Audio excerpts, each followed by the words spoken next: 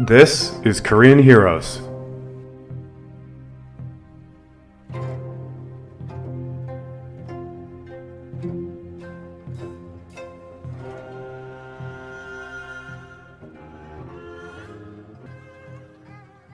This is the series on Isun Shin. Episode 4, Turtle Ships to the Rescue.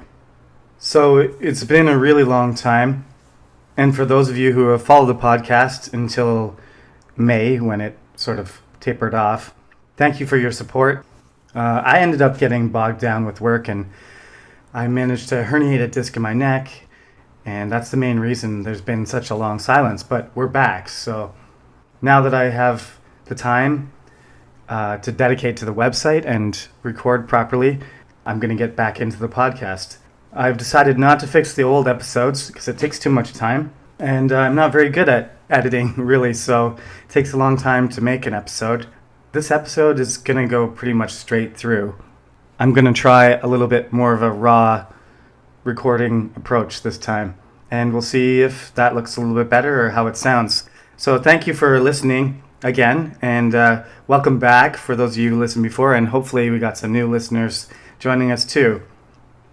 At the beginning of June, I actually received my first donation, so thank you very much to the lady who made the donation, and I hope that this means that I'm going to be successful in continuing the podcast, and of course that is a small factor in motivating me to continue the podcast. So thank you very much to the listener, the lady who made the donation. You know who you are, and let's get back into the life of Isun Shin. So I know a lot of people are excited about these turtle ships. I want to talk about them soon, but I lied a little bit because I can't talk about the actual battles yet without talking about the Japanese fleet and the Korean fleet and sort of the situation that Isun Shin is going to launch himself into when the war starts. So at this point in our story, Isun Shin does not yet have the authority to commission shipbuilding, and he'll do that really soon. So before I get back into the timeline, let's talk about what a turtle ship is and about the two navies that are going to square off. First, the Japanese fleet of Toyotomi Hideyoshi. So you may automatically think that the Japanese fleet was superior to the Korean, especially if you know about Admiral Togo or really anything about the Japanese Navy in the 20th century, but you would be wrong in thinking that about the 16th century situation. So ditch that modern mindset about the Yamato ship and all these huge Japanese battleships and the defeat of the Russian Pacific Fleet, because that has not happened yet, and the Japanese really are not a seafaring nation at all. I should correct myself. They're not really a nation at all, so that's not a good thing to say. But what I mean is the Japanese aren't really focused on water. They were involved in a civil war for half a century, so they were focused inward. Only Japanese seafaring parts are the islands to the west, closest to Korea, and they certainly do have ships and do have warships, but they're not as developed as you would think. So the home islands were in a state of war, and they did not develop their navy. They had a peerless army branch of their military, probably the greatest army in the world at the time, but their navy is underdeveloped and not very strong. So the small group of Western daimyo, the samurai lords, they were looked to by Toyotomi Hideyoshi for naval leadership and for ships.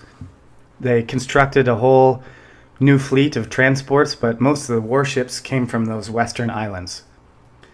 This is kind of ironic because they are on an island, so you would think that shipbuilding would be a priority, but that's not the case. It's hundreds of years later that they start to develop and dominate and sort of follow the British model of naval construction and expansion. So unlike the British, who looked to their fleet as a source of protection and a source of income and power projection, Toyotomi really looked at his fleet simply as support for his army. Kind of, I guess, the way Napoleon or other, dominant commanders on the land did. Genghis Khan probably, and anybody who had very powerful armies look at their navies as more of a support branch rather than, a primary means of attacking, the way the British did before anybody else. So he was mainly looking at, Toyotomi Hideyoshi was mainly looking at the ocean as a threat to him and as a possible source of resistance.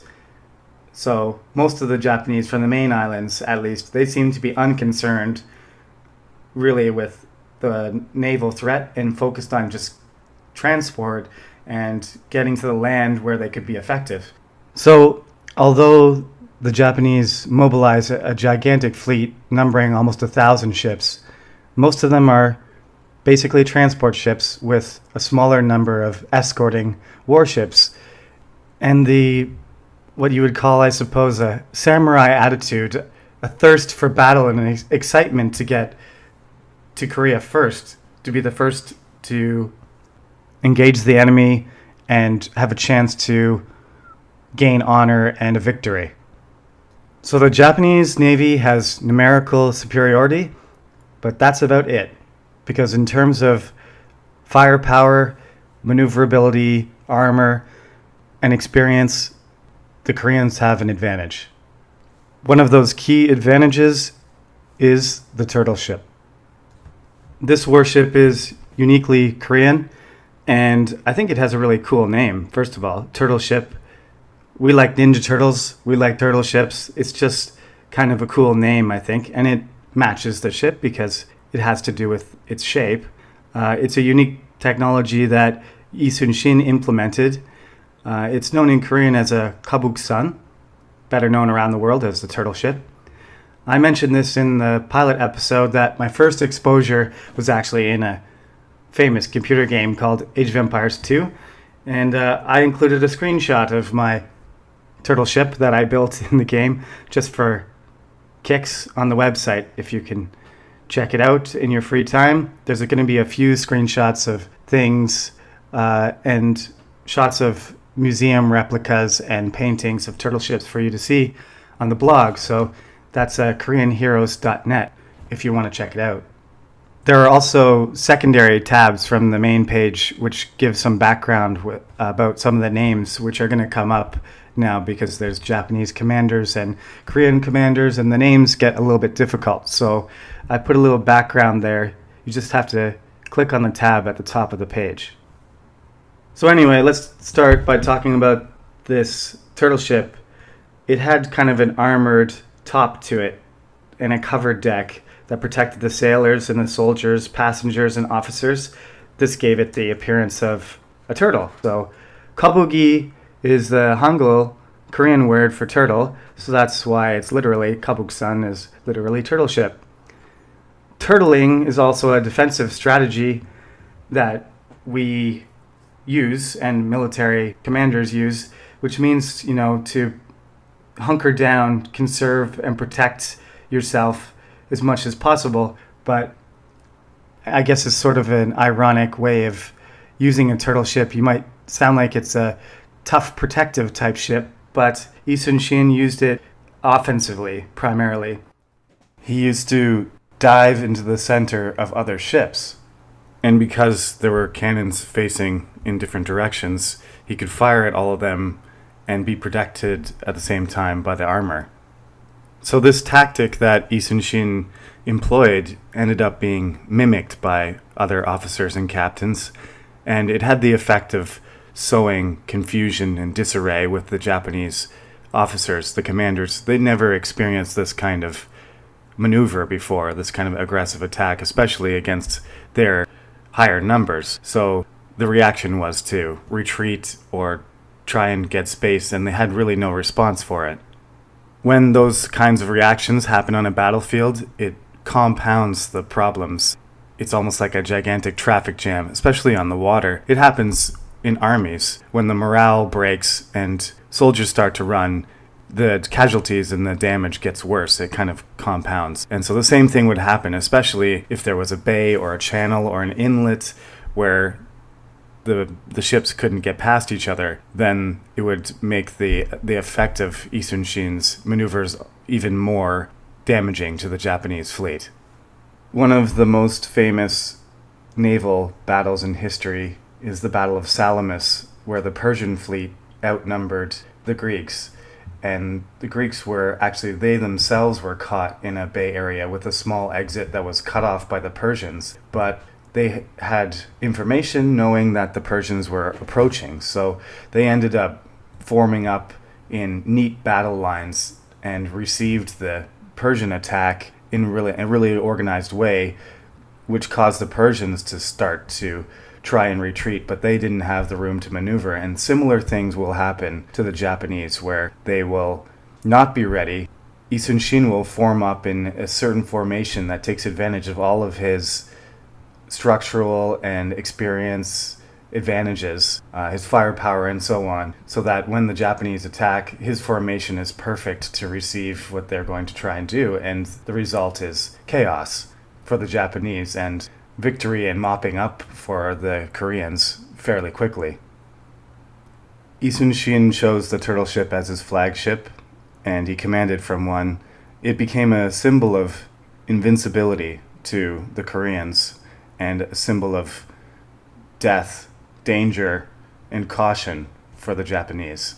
So that's the image that the turtle ship conjures up in this battle. You might think it might be cute or it might be cool or something, but actually a very intimidating ship for the Japanese, because there were so few of them too. That added to the effect. Is, oh, there's a turtle ship. Is that Isun Shin?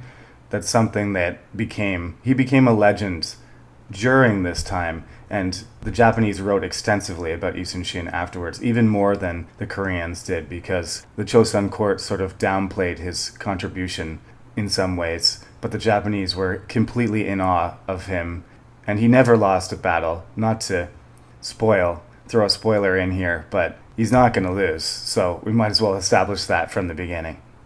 Anyway, back to turtle ships. Part of the turtle ship's fame comes from its link to Isun Shin and the claim that he invented it. But this is not actually true, because there are stories and records and some sketches of turtle ships before his time. So he definitely was the one who's credited with building and using them, but the invention came before, and the design was not his own, or at least he adapted the design from a previous one. Needless to say, though, the turtle ship is famous because of Isun Shin, and Isun Shin is also famous because of the turtle ship. They had a mutually beneficial relationship.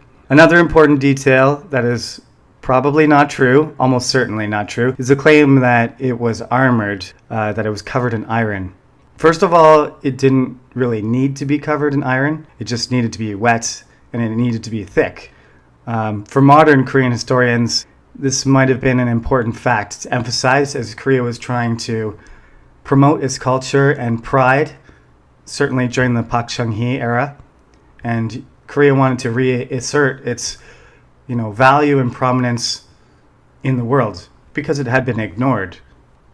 But in this case, the evidence is just not there for an ironclad warship. So one of the main factors is Korea was already being occupied by the Japanese. So as Isun Shin took control of the shipbuilding operations, he was building ships with limited resources cut off from the rest of Korea. So he could not afford to waste iron covering ships when he needed them for cannon and arrowheads. And eventually, when they started using guns, they needed them for bullets too. So the covered roof could withstand any of the attacks the Japanese had. Arrows, flaming arrows, they had a few cannon, but nothing that the turtle ship couldn't handle. And if you put iron all over a ship, it also slows it down. But we all know from reading the descriptions that turtle ships are not slow. They maneuver well. They attack quickly and dart in and out of battles. And if it was loaded down with iron, I don't think it would be able to do that. So the legend of the turtle ship is born, with or without the iron on its back, but probably the consensus is without. This does not make the ship any less formidable. It's just the claim that it's the first ironclad ship, which it probably was not. It doesn't take away from the fact that the turtle ship was the best ship in these battles, and for its time in East Asia, unparalleled. Most firepower, most armor, and most effective when in the hands of our hero Yi Sun-shin. I mentioned earlier in the series that Yi Sun-shin didn't just have one advantage as a tactician or a strategist, as a general and a leader of men. He had multiple. He was a complete leader. And right now what we're talking about really is the technological advantage that the Korean Navy had in certain situations, which Yi Sun-shin took advantage of, but the other commanders, as you will see, completely failed at exploiting. Though it may seem to you, on paper, like it does to me, that there's an obvious situation for commanders to take advantage of, but as I said, one of the worst problems here for the Koreans was lack of information, a lack of knowledge of what the Japanese were capable of, really a lack of knowledge about anything. They really looked down upon the Japanese. They didn't expect them to have this number of troops, of soldiers, of ships, of anything, first of all. And then in addition to that, they didn't expect them to be well led, well organized. They didn't expect them to have the weaponry, the technology.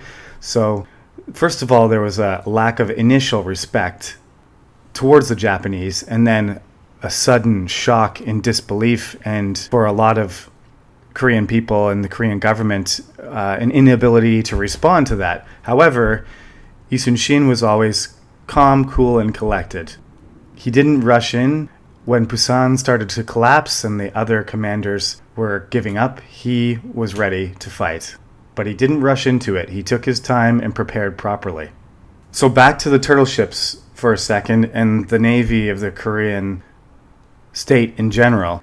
In the end, the total number of turtle ships that were built was only about 20, which is a low estimate, with perhaps the high estimates being around 40. So numerically, they were not a real significant factor. However, Yi Sun-shin built as many as he could, and the first was launched on March 27th, 1592, only 2 months before the outbreak of the Imjin War. Thus, the turtle ship did have an important role to play, even though numerically there was only a few of them. It was the flagship of the greatest Asian admiral in history, Yi Sun-shin. It was the most armored and powerful, so it was a symbolic ship that represented the potential of the Korean fleet, the danger of and the power of the Korean fleet when it was used properly, once Yi Sun-shin made that clear. But in all honesty, you'd have to say the most important vessel and the mainstay of the Korean fleet was not the turtle ship. In fact, it was a ship called the Panoksan. And they were similar. Most Korean naval convoys would only have a couple turtle ships, but they were mostly composed of these Panoksan, which were also armored ships, but not covered. That's why they are not called turtle ships. So they're heavy battleships, and they had dozens of these. One of the Gyeongsang commanders actually had about 50 in his fleet, which is an incredible amount of firepower. So it could withstand most Japanese attacks, especially just the bullets from the arquebus, the old guns, really old guns. It's a 16th century gun, so they're not very good, but in big numbers, they're really dangerous. Those small bullets could never penetrate the hull, of course, and the cannons that the Japanese had were smaller and less numerous, so these Panoksan were, just like the turtle ships, capable of taking a lot of hits and continuing to fight. On the Japanese side, they had the largest ship was called the Atakabune, and the mid-sized ship, which was most common, Sekibune, if I'm saying that right, I hope so. They were the Japanese counterparts to the Kabuksan and the Panoksan. Unfortunately, for the Japanese, of course, their hulls were comparatively thinner, and made of thinner material, weaker wood, most often fir and cedar. Korean ships, by contrast, were made out of harder wood, mostly pine. Really, Korean pine is also a different kind of pine than what you're thinking back home. They're really twisted and knotty. They grow in the mountains, so they use that wood to make these ships. And they were really knotty and thick because of that. You can't cut straight boards unless they're thick because of those knots. So they actually had really thick hulls compared to the lighter Japanese bows. They had a different shaped hull also.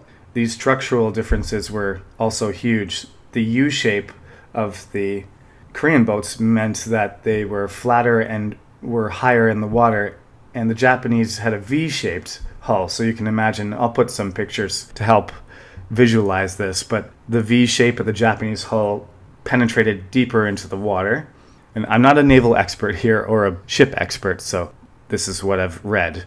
But the V shape penetrates deeper. It's less water resistance when it moves. So in open water, a Japanese ship would be faster.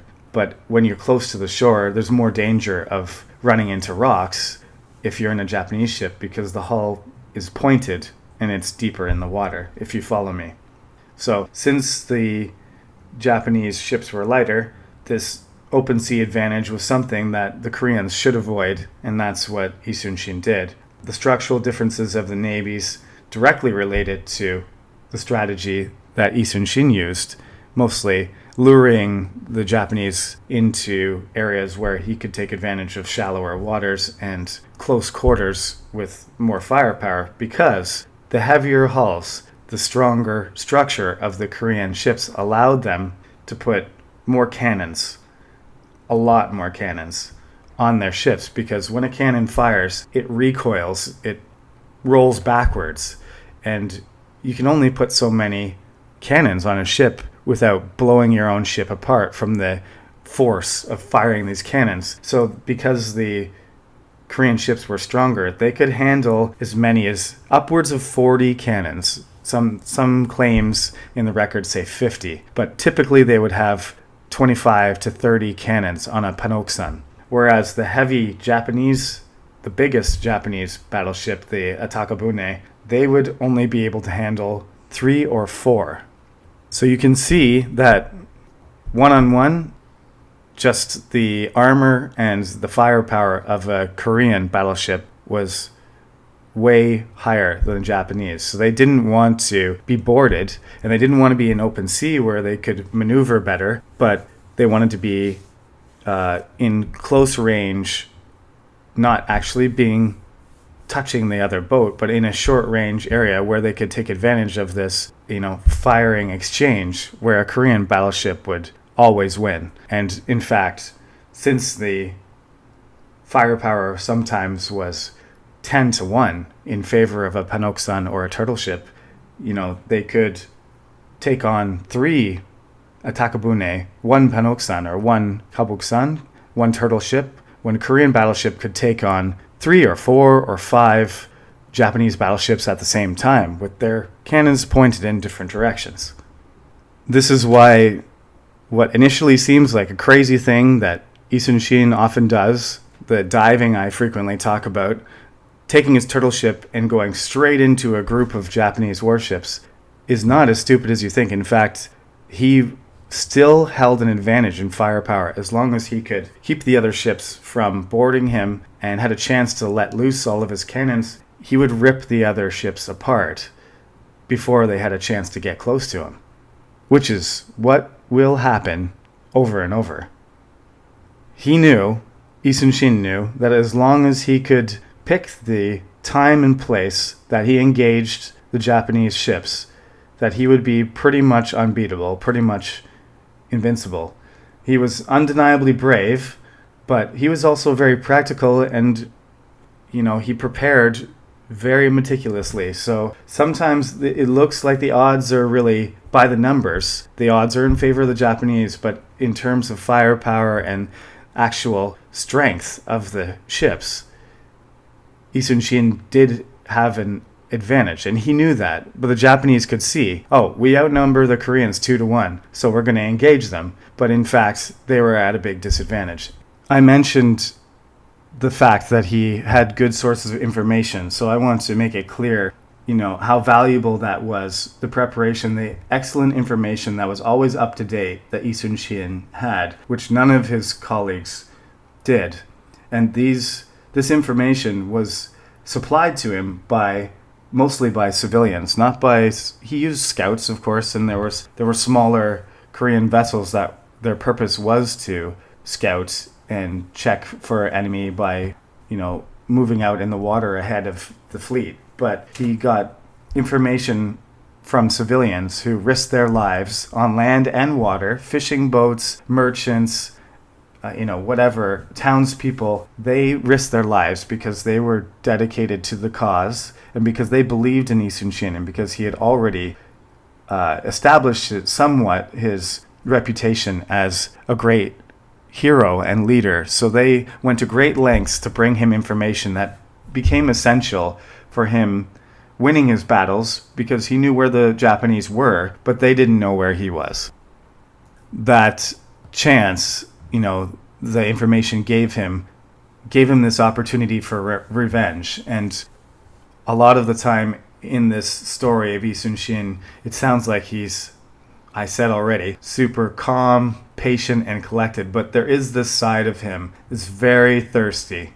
He really wants to punish the Japanese for what they've done. And his heart is aching for this chance. But he always controls himself, almost always controls himself, and has the practical side in control. But he has this burning desire to really cause some devastation, because really the Japanese are owed a lot of devastation by the end, and he's the one who does the most. Yes, his colleagues Pak Hong and Won-gyun becomes somewhat infamous in this story. I've mentioned him already. He will survive and live to fight another day. But in Gyeongsang, the majority, 2/3 of the Korean fleet was stationed in Gyeongsang province in the southeast, near Busan and Gwaje. And this is the closest part of Korea to Japan. So they were not so intuitive, and they were not nearly as thorough as Yi Sun-shin. And this would cost Korea so much. It would cost them dearly in the first days of the war, because there was a chance. It's hard to say even if Yi Sun-shin would have taken the chance, but there was a chance for them to prevent the Japanese from making it to land, or at least to slow them down or cause huge amounts of damage to their transportation ability before the army even landed in Busan. But they didn't take it. They just stood idly. So then it would take all of the genius and courage of Yi Sun-shin after that initial hesitancy to prevent Chosun from being completely swallowed up by this Japanese horde that seemingly appeared out of nowhere. Although there were lots of warning signs, and the Korean government, the Chosun government, should have been properly prepared. There was lots of warning, but they didn't take the warning signs seriously. So this is the catastrophic results. So before I get into the catastrophe, the actual beginning of the Imjin War, finally, let me just zoom in again and get back to Yi Sun-shin's life and connect that to what we're talking about now. He's got to take his place in this grand narrative, and we stopped last time talking about him being accused of treason. So let's pick up from that spot and connect that to the beginning of the Imjin War really quick.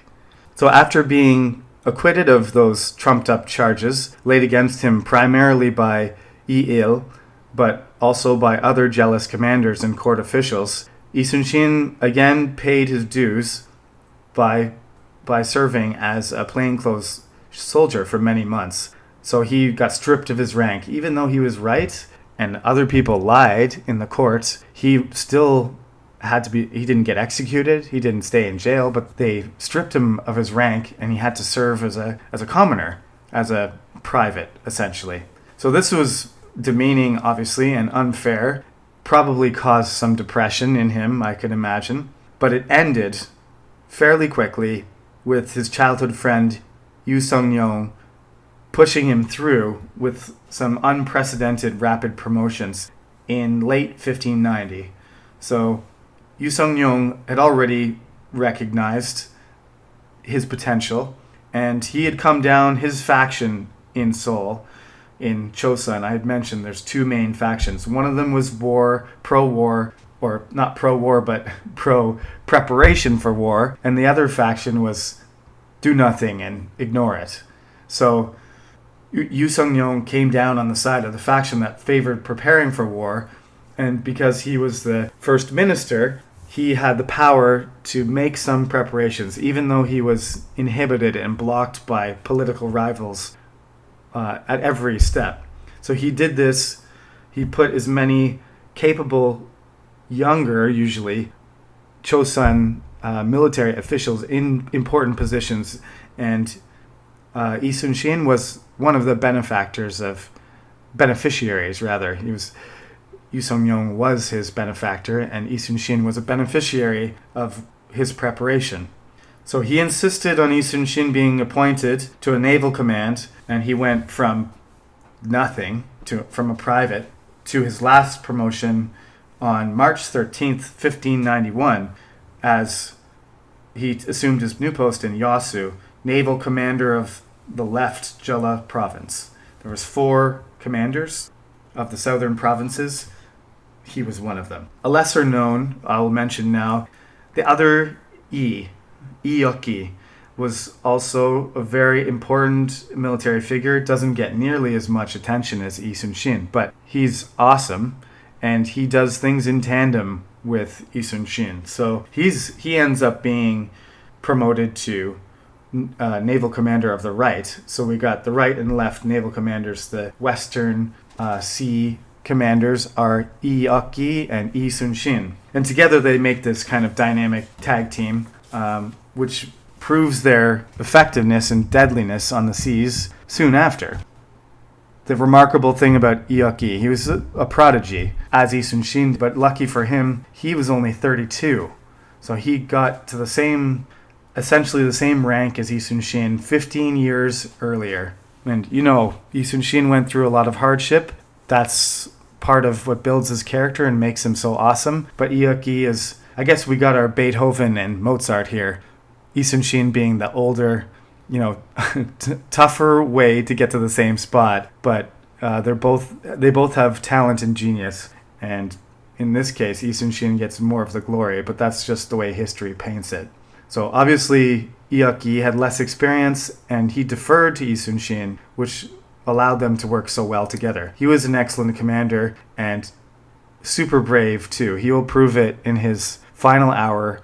Just like Lee Sun-shin, he will not run away from the Japanese. He will make a last stand, similar to a lot of great military heroes. So that's how things stood on the eve of the invasion, the Imjin War about to break out. The Chosun court still divided and undecided about what to do, not making proper war preparations and actions. That's the first great mistake that the government made, was to mostly ignore how dangerous Toyotomi Hideyoshi was. Some people did not ignore him, though. Some people were really worried, but just the political environment didn't allow them to be effective. So they underestimated that threat, and thus the Pusan commander and the Gyeongsang Navy commanders were caught with their pants down. They had no idea what was going on. They had no information, only rumors, and they didn't have proper commands or orders from the Korean Ministry of War and the Korean High Command. So they, because of the structure of Chosun society, they weren't really supposed to take independent action. So they were kind of frozen there without not being sure exactly what to do. And the highest level ministers and officials were in Seoul. They were hundreds of kilometers away, so they couldn't react to the situation. Pak Hong of the left and Won-gyun of the right, Gyeongsang Navy, they were guilty of not patrolling or scouting, but the primary guilt should probably still lay with the Chosun court, squabbling and interfering with each other for personal selfish reasons. If they had only known, though, and been more thorough, things could have played out much more differently, and Lee Sun-shin points this out. This is what Lee Sun-shin says. He writes in Imjin Changcho. It's called Admiral Lee Sun-shin's Memorials to Court, translated by Ha Tae-hung, edited by Lee Chong-yang, Yonsei University Press. So this is from his 5th letter to the throne. Now that the fierce enemy has already crossed the heights of Bird Pass, which is called Seje in Mungyang, I'm not sure if that's the current name, but that's what they called it at the time, threatening to enter Seoul, the governor of this province marched off for the metropolis at the head of his army to rescue the royal household from peril. When I heard this news, hot tears rolled down my cheeks. I stroked my sword with a deep sigh, wishing to lead my valiant captains of war to destroy the Japanese robbers who have penetrated our heartland. But as a subject defending the frontier, I am not allowed to take rash action. So pressing down the indignation in my heart, I patiently await further orders from the court. It may be a foolish thought, but in my opinion, the enemy attacks fiercely, trampling our land under iron feet, because we allowed him to set foot on our shores instead of fighting him at sea. In Gyeongsang province, there are many strong fortresses with deep trenches and high walls, but the cowardly keepers of the fortified towns trembled and ran away at the mere rumor of the enemy. So once the towns were besieged, they were sure to fall to the enemy hand, leaving not a single one unoccupied. Had our captains of war, stationed along the coast of Busan and Tongnam, maintained their warships in formation at sea, menacing the enemy's flank with surprise attacks and feigned retreat according to the lessons in the Book of Strategy, in order to beat him off from landing on our shores, the catastrophic national disgrace would not have reached to this depth.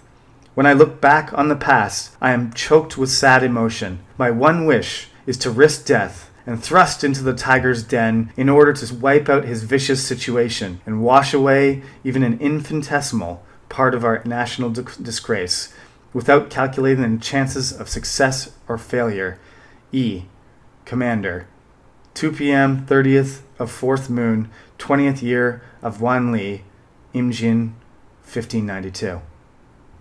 Yeah, he's a great writer, even when he's just sending like a business email almost. But the emotion that he puts into that writing is amazing. And yeah, he starts it out by saying a foolish thought, and he knows what he's saying. He says that because you're not supposed to question the king and the ministers and the officials and the other ranking officers. But this is what he does, because he knows it's being done wrong, and the decisions that are made are having not the usual just political consequences. This is the decisions that are being made right now by people.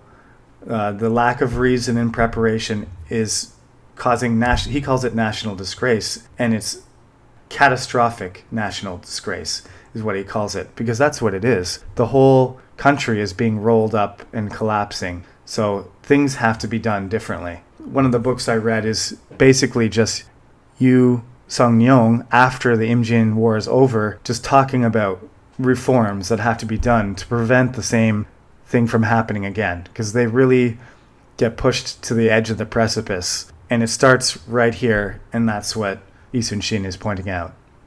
So the Battle of Busan is over by lunchtime on May 23rd. The fortress is taken, and the Japanese occupy Busan. They have their beachhead, and they have their supply ships, transport ships in the bay, and there's really not much you can do about it. At least not yet. After Hideyoshi's armies took Busan, they raced northward, crushing any Korean forces that were brave enough and organized enough to try and stop them. The main Chosun armies that were put in the field were soon in full retreat, destroyed or dispersed by this rapid advance northward by the Japanese forces. Part of the reason for the speed of this advance was the rivalry between Japanese warlords, the daimyo. Kanishi Yukunaga and Keito Miyomasa were the two most famous ones, and they raced to Seoul to be the first to cause destruction and to claim Korean territory for Japan. The Chosun people were reeling in collective shock. Like I said, not having been warned by their government. You can imagine if suddenly war was happening, and unlike the present day where North Korea could suddenly attack and everybody's aware of that, these Korean people some of them would have had no idea that there was a threat at all, because the Chosun government would not have passed the information down, not wanting to needlessly stir up trouble and panic the citizens. So you can imagine being a Korean citizen in a town or fortress, and then suddenly tens of thousands of Japanese soldiers with guns, which you've never seen before, appear and start rampaging around your country. It's just a terrifying thought if you put yourself in the Chosun people's shoes. So there's a certain amount of shock that's just spreading by, and some citizens don't even have time to react, and other ones have started to hear rumors and information, and they're starting to fill the roads and run ahead of them. But we're still talking about a matter of days. The Japanese army is moving so fast that information is not even getting ahead of them. So a lot of Korean people are being caught having no idea that they're coming, and no way to prepare themselves for defense either. So the swiftness of this attack and the losses cause confusion and disarray across the Korean countryside. The forward Japanese armies, led by Kanishi Yukonaga, arrive in Seoul ahead of Kato's. There's two separate arms of the army moving northward, having a race, as I said. They travel 450 kilometers in 20 days, including fighting, battles, skirmishes, and engagements. That's ridiculous. There's no other examples that I've ever found or heard of a marching army moving that fast. So 20 days, 450 kilometers.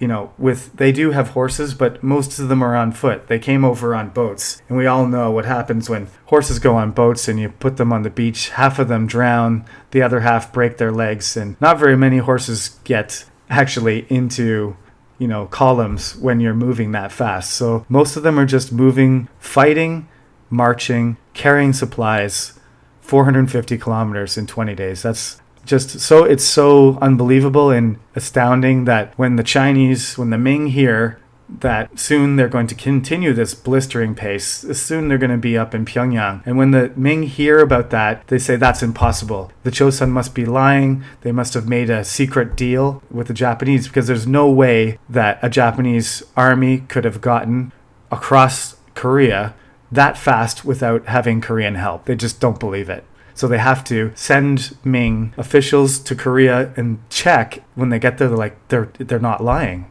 They're in Pyongyang. But at this point, they're only in Seoul. But later on, they will, be told by the Chosun, come and help us. The Japanese are all the way, 2/3 of the way up our country already. And the Ming won't believe it, because it's that kind of amazing pace that doesn't get duplicated until the Blitzkrieg. Mechanized infantry in World War II is the next time that somebody can attack with this kind of speed. So that gives you an idea of what the Chosun military and the Chosun government has to deal with. Obviously, this was an incredibly devastating blow. The whole interior of Korea is exposed by this very fast march. Kato, to even more mind-blowing is what Kato does, because his army group lands 5 days after Kanishi Yukonaga. So Yukonaga, actually he's fighting, it's comparable their speed, but Kato manages to go 450 kilometers to Seoul and arrive the same day. Later in the same day, it's still morning when he arrives in Seoul, and Kanishi Yukonaga is already in Seoul when he gets there, but he does it in 15 days, takes his army from Busan. He has less battles and skirmishing to do on the way, but he manages to move and he becomes famous, or infamous. Maybe that's a better way, since I'm telling this from the Korean side, obviously.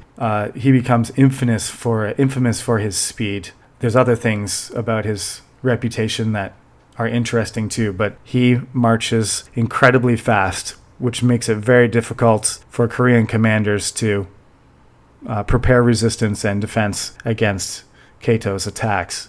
So the only Well, not the only perhaps, but one of the consolations, small consolations that the Koreans can take from this is that the armies are moving so fast that they've outpaced their supply lines by hundreds of kilometers. They're living off the land. They're capturing a lot. So it's okay for the moment because they're capturing Korean supplies. But obviously there's going to have to be a supply line that's connected to the armies from Busan. But they're getting so far ahead and so far away from Busan that the ships are going to be needed to supply the army. So this necessity, the support from their supply train coming by water, causes the Japanese Navy to start moving westward through the scattered islands and jagged coastline of the southern tip of the Korean peninsula. The Japanese commanders took their ships and their men, but they weren't moving very fast. They weren't concerned. They saw already the unfortunate scuttling and sinking of 2/3 of the Korean fleet. Won-gun managed to save 4 of his ships. Out of several hundred ships that could have been used to stop the Japanese, they burn, sink, scuttle all but 4, which is obviously an embarrassing thing. They destroy all the cannons and all the weapons, and they disperse all the sailors and soldiers. So the strength of the Korean Navy is at 35% of what it was just a month before, which seems like an incredible waste, and I think it is. They should have moved westward towards Isunshin in Yasu, not just burned everything, buried everything, and run away. But that's what Pak Hong does, and Won-gun almost does the same thing. Stops the destruction of his fleet just in time to salvage a few ships. So the Japanese think that pretty much the Korean Navy has self-destructed. But that's not the case. 35% of the Navy, as I said, is still intact and led by another commander. So they start moving westward and they start pillaging and looting and raiding indiscriminately as they go, because they have supplies to last them for a few months that they've captured. And so they're taking their time and taking advantage of the exposed Korean cities and towns on the coastline as they go. Little do they know that someone is lurking just around the corner, waiting to take his retribution against the Japanese bandits and to protect the Korean citizens from harm. Never fear, citizens of Chosun. The god of war is coming. Turtle ships to the rescue.